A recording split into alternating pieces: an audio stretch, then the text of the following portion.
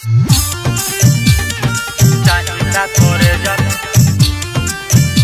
आई कमल लागतारू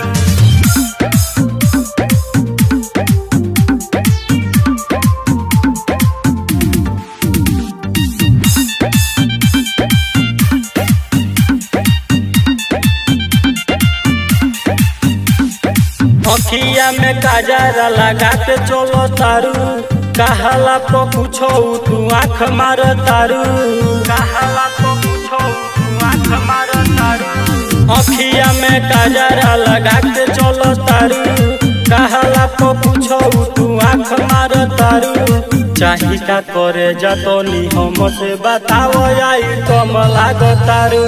चाही का करे जतनी हमसे बताओ आई कमल लागतारू चाही का करे आई कमल लागतारू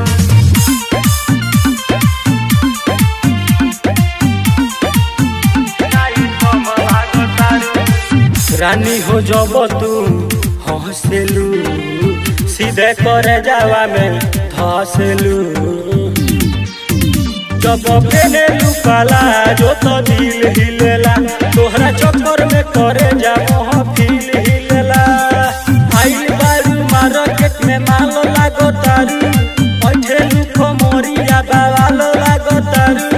काहे खिसियाइल बारू हमसे करे जाई दम लागतारू काहे खिसियाइल बारू हमसे करे जाई दम लागतारू आई दम लागतारू आई दम लागतारू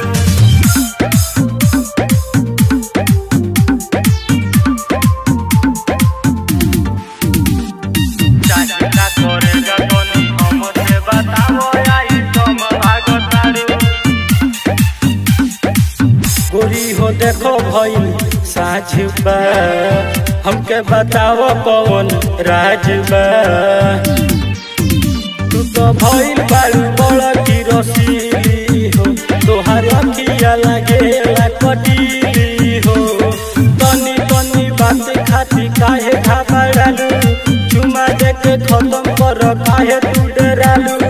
चाही का करे जतनी हमसे बताओ आई कमल लागतारू चाही का करे जतनी हमसे बताओ आई कमल लागतारू कमलेश रिकॉर्डिंग स्टूडियो मोहम्मदपुर चाही का करे जत आई कमल लागतारू